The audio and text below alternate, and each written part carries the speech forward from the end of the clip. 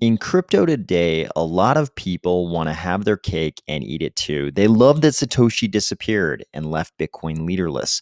But in the same breath, they'll demand that a centralized entity step up in their ecosystem to basically act like a corporation that owns the blockchain and do something about adoption or price or throughput or whatever is the complaint of the day. Unfortunately, you can't have it both ways here. You can be in real decentralized crypto or you can be in Corpo Crypto. Ready? Let's go.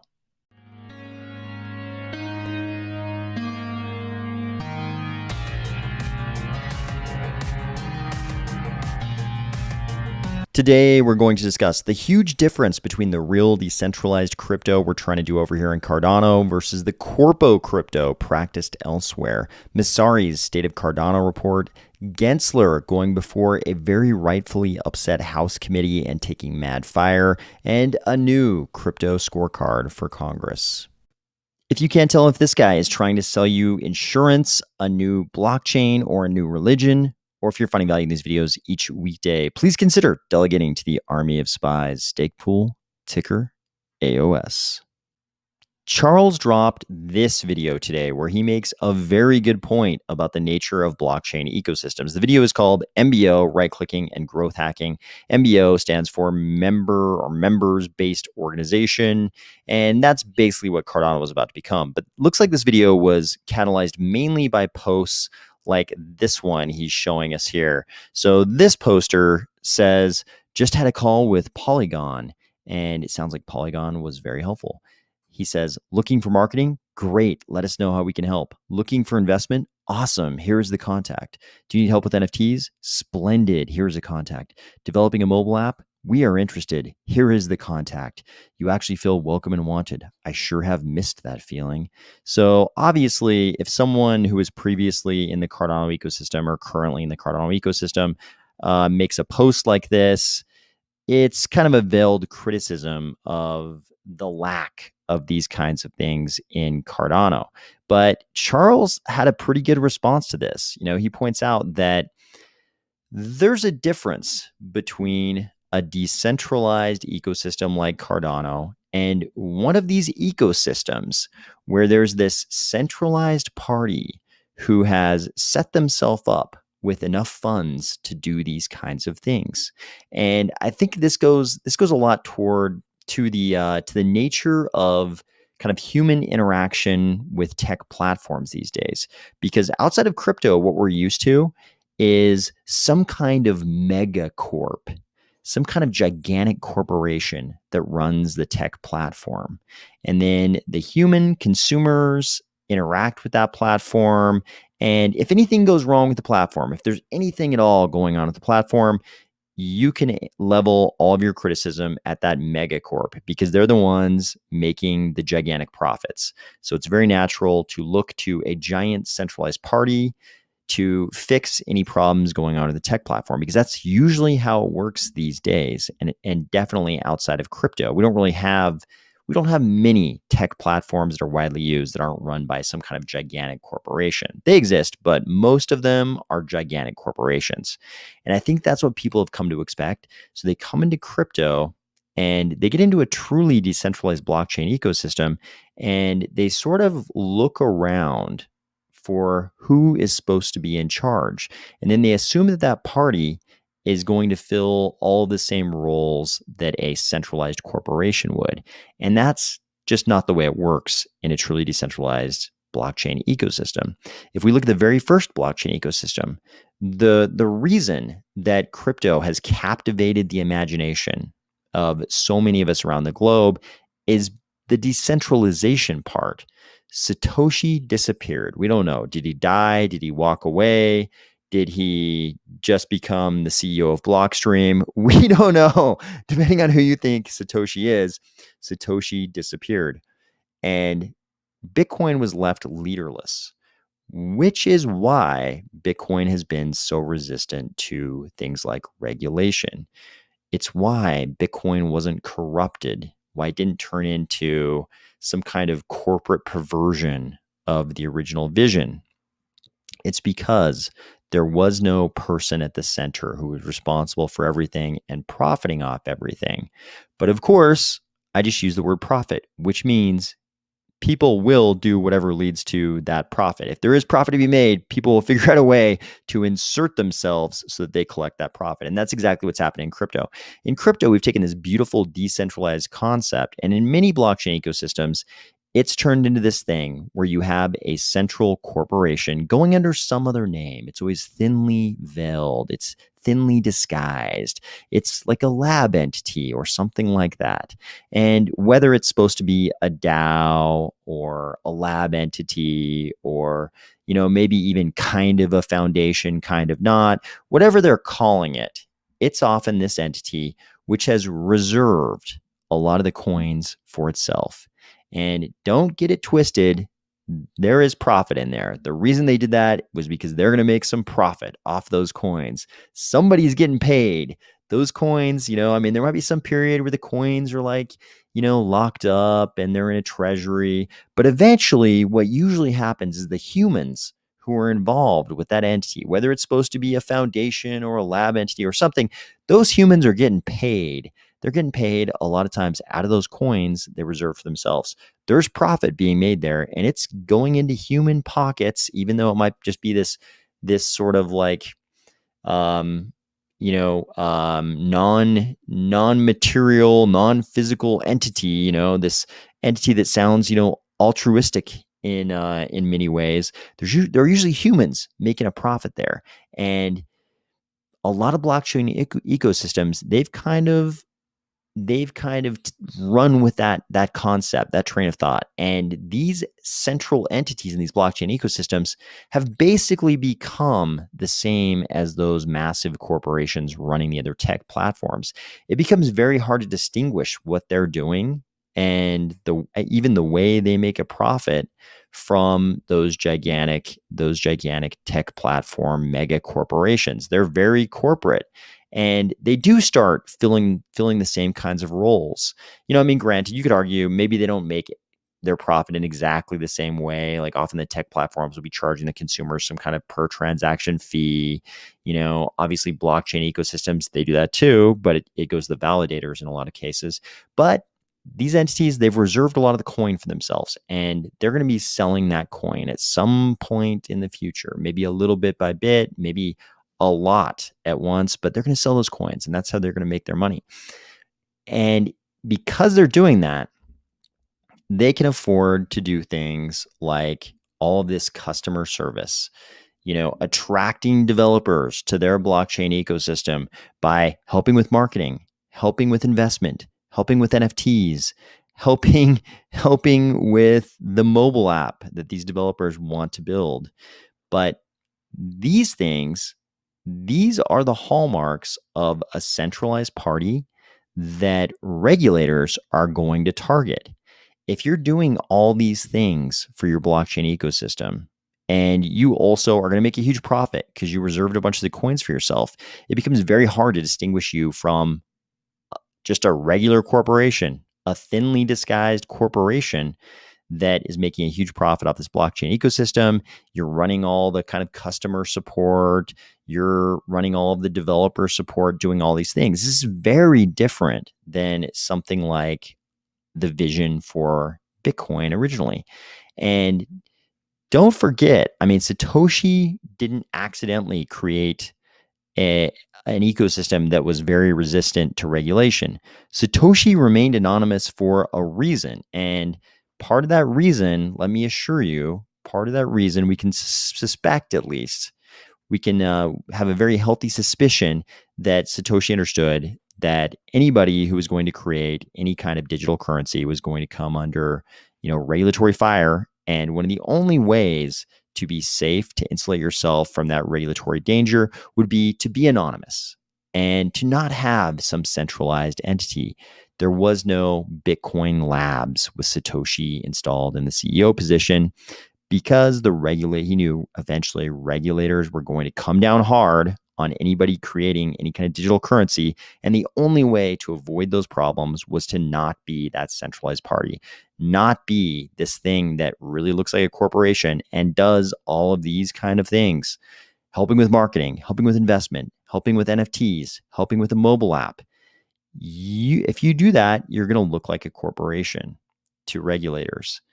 The only way to insulate yourself a little bit from that, which is probably a bad road to go down over the last couple of years. We've seen that this is a pretty bad road to go down when the regulators decide that you're basically the same as a corporation. Bad things tend to happen to your blockchain ecosystem. The only way to insulate yourself from that is if you have a truly decentralized ecosystem where there's no one party in the middle attracting developers, attracting consumers, doing all the customer service, doing all the developer support. You can't have it both ways here. You can either be decentralized and be resistant to regulation, or you can be in Corpo Crypto, where you're going to get treated just like a corporation. So how can I be so sure? How do I know? How can I be so confident that these entities that start looking like corporations and find themselves at the center of blockchain ecosystems, how do I know that regulators are going to target them? Because just today, we had a giant hearing in the House Financial Services Committee where a lot of different people in Congress had some very aggressive, we'll call them aggressive questions for the chair of the SEC, Gary Gensler. And it was obvious they were upset. Our representatives in Congress are upset because they see what's happening to crypto. They see the innovation that's inherent in the crypto industry being driven offshore. They don't want to lose this very valuable high-tech industry to international rivals. They're upset about this. And so they had some very tense conversations with Chair Gensler. And one of the most interesting was the one between the chair of the House Services Committee, Representative McHenry here, and Gary Gensler, where Chairman McHenry asked a pretty simple question.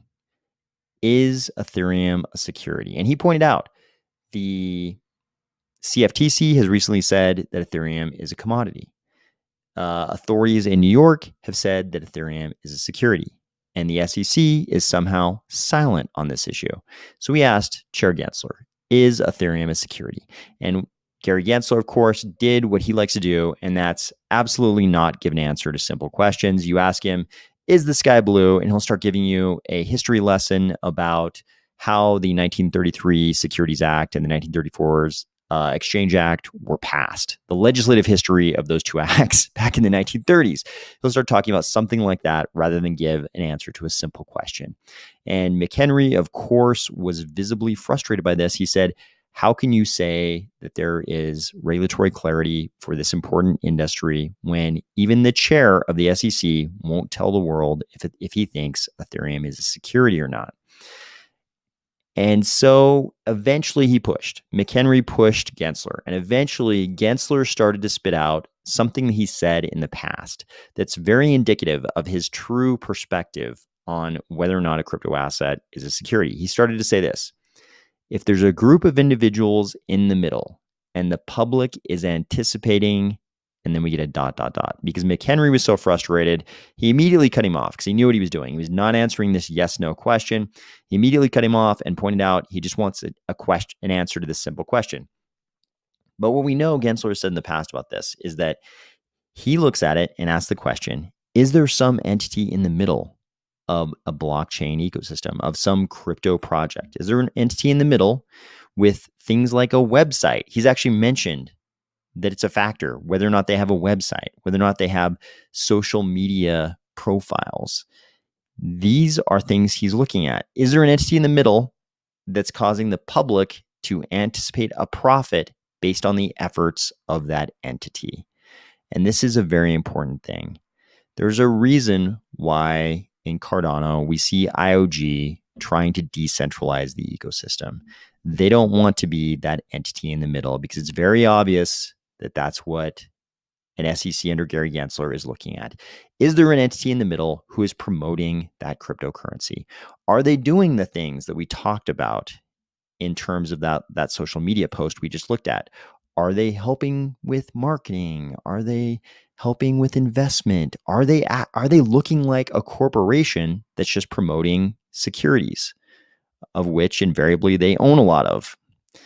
Are they that centralized party that looks like a corporation? That's the way Gary Gensler looks at crypto. He's not necessarily relying on a line of thinking that's consistent with some of that case law that's from, almost a century ago anyways.